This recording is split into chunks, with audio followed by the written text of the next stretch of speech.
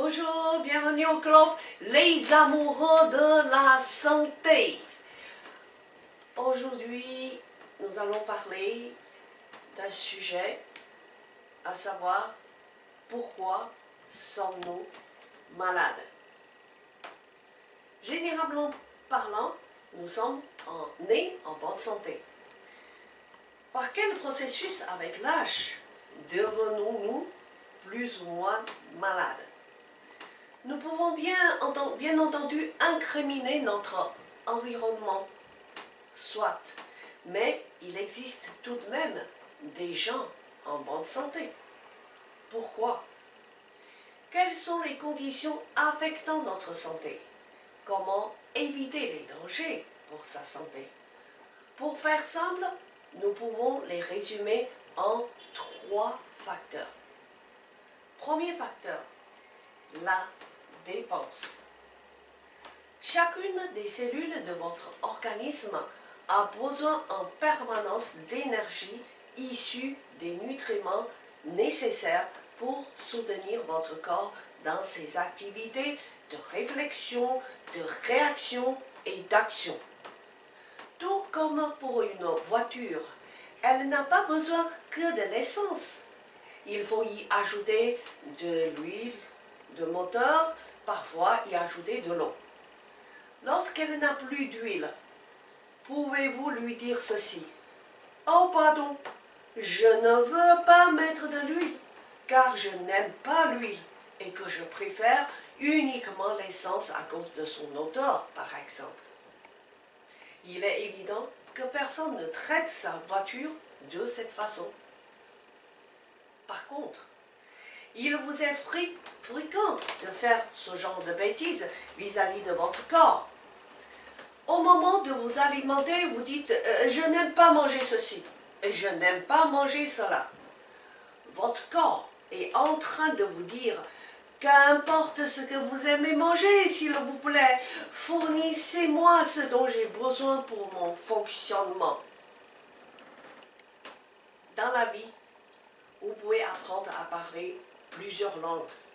Mais hélas, vous n'avez jamais appris à communiquer avec votre corps, à comprendre son langage, à connaître ses besoins. Pourtant, vous aimeriez bien qu'il vous soutienne au moment où vous en avez besoin et qu'il vous aide à réaliser une vie riche et intéressante. Or, vous lui fournissez pas les bonnes cartouches pour lui permettre de vous maintenir en bonne santé. Et bien au contraire, souvent ce que vous lui donnez pour votre corps, il s'agit de déchets, des aliments poubelles dont votre organisme n'a nullement besoin.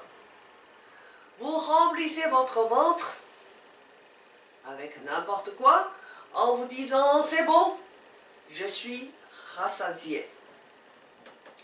Deuxième facteur, l'accumulation. En France, aujourd'hui, le nombre des maladies chroniques s'élève à 20 millions. Leur effectif a doublé depuis 20 ans, comme l'a souligné la Cour des comptes. Mais il est loin de refléter l'ensemble des personnes atteintes de maladies chroniques. Quand nous regardons autour de nous, qui ne connaît pas un ou des malades de cancer, de diabète et de maladies cardiovasculaires? De plus, suivant les observations de l'OMS, les personnes de plus en plus jeunes sont atteintes par ces maladies. Les vraies causes consistent en notre mode de vie d'une part et d'autre part l'évolution de notre environnement qui signifie que les éléments de base de notre existence, à savoir le soleil, l'air, l'eau et l'aliment, qui sont des éléments vitaux pour toute forme de vie, ont subi des altérations sévères. Ces altérations sont en train de s'accumuler dans votre corps au fil du temps. Vous pouvez ne pas vous en rendre compte sur une durée de quelques jours, voire quelques années. Par contre, sur des durées de plus longues, de 10, 15, 20 ans, vous n'aurez plus d'autre choix que d'y faire face en subissant les dommages accumulés. Quels que soient les équipements médicaux modernes, quelles que soient les compétences des médecins, professeurs, scientifiques, experts, quelle que soit l'arrivée des nouveaux médicaments, vous ne manquerez pas de constater que les maladies chroniques, de plus en plus nombreuses, et ne sont jamais vraiment soignables. Les hypertendus doivent prendre des médicaments toute leur vie. Les diabètes aussi. Les malades de la thyroïde également et beaucoup d'autres. Même les maladies chroniques mineures telles que les rhinites, les pharyngites, les bronchites ne semblent jamais être guéries totalement. Ceux qui prétendent que leur gastrite a été soignée précisent qu'ils ne peuvent pas manger tout ce qui est froid, donc pas de salade, par exemple. D'autres vous disent qu'ils ne peuvent pas manger relevé. Et pensez-vous vraiment que ces gens-là sont guéris de leur maladie de l'estomac? Troisième facteur, la perte. Avez-vous un bon sommeil? Savez-vous vraiment ce qu'est vraiment dormir? En fait, l'humain a besoin d'un bon sommeil pour la réparation des dégâts subis dans la journée. Le fait de vous mettre au lit le soir pour dormir équivaut au fait de vous allonger sur une table d'opération. La nuit, pendant votre sommeil, le médecin sacré qui est en vous, que représentent vos cellules, effectue une opération de restauration complète. De sorte que le lendemain, quand vous levez, votre état est revenu à un niveau optimal. C'est ce qu'on appelle une nuit réparatrice. Par contre, si vous êtes sous l'effet de somnifères, ce n'est plus du sommeil. Il s'agit plutôt d'une perte de connaissance ou d'un évanouissement. Vos cellules passent leur temps à combattre les médicaments. C'est la raison pour laquelle, le lendemain, au lever, vous vous sentez toujours fatigué. La restauration du corps pendant votre sommeil nécessite des matériaux et du temps. Votre corps subit des dégâts dans la journée. Les cellules mortes nécessitent d'être remplacées par un renouvellement. Les cellules lésées demandent à être réparées. D'autres encore ont besoin de finir le métabolisme. Des déchets sont en attente pour élimination.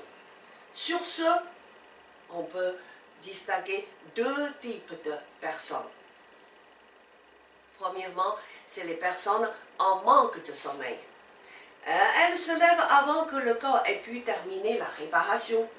Les cellules leur crient « Ne vous levez pas, nous n'avons pas fini le travail !»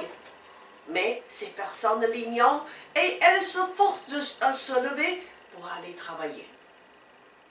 Deuxième type de personnes, c'est les personnes qui se couchent tôt et se lèvent le lendemain, mais en se sentant toujours fatiguées. Ce sont des personnes, souvent c'est des femmes qui mangent très peu et qui dorment en vain, car elles n'ont pas donné au corps suffisamment de matériaux de réparation. Les cellules causent entre elles.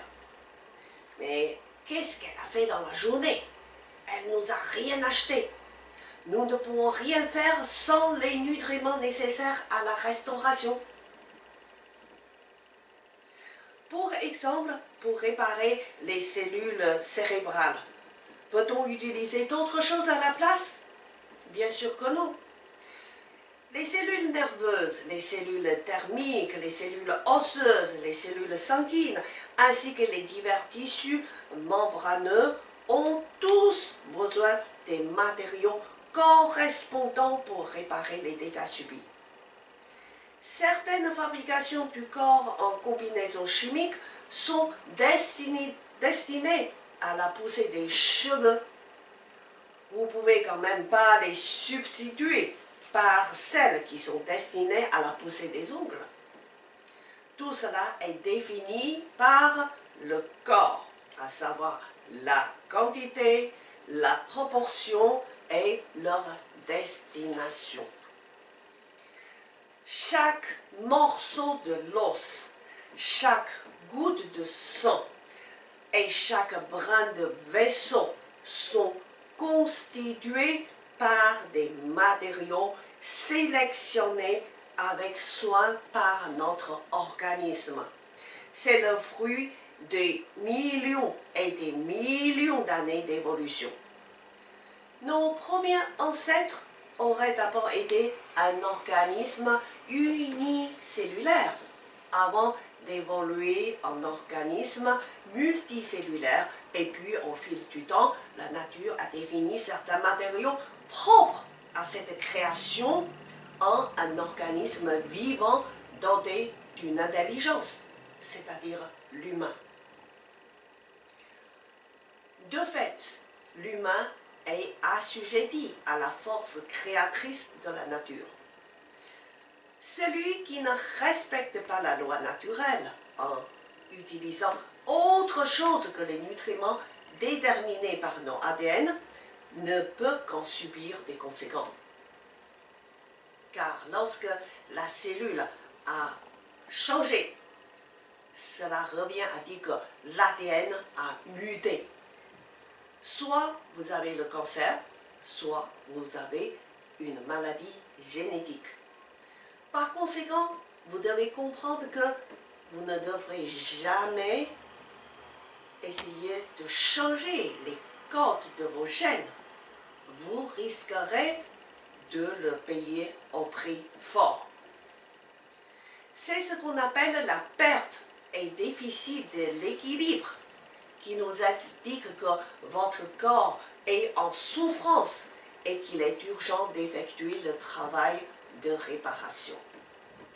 Si vous arrivez à maintenir un certain équilibre, à savoir avoir toutes les nuits une bonne qualité de sommeil, en ayant tous les jours soin de fournir à votre corps la bonne qualité et quantité de nutriments, dans ce cas, même si vous êtes très fatigué, après une nuit de réparation, le lendemain, vous aurez entièrement récupéré.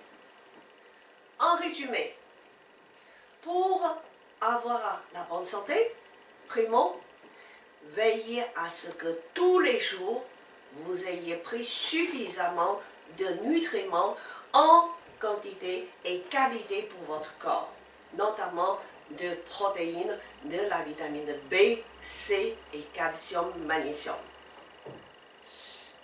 L'important, c'est d'avoir des nutriments complets et équilibrés, ce qui est pratiquement impossible aujourd'hui sans les compléments alimentaires. Secondo, c'est d'obtenir un bon sommeil qui est à l'évidence votre meilleure médecine. Voilà, prochain module, les 5 étapes de la maladie. Merci beaucoup, à bientôt, au revoir.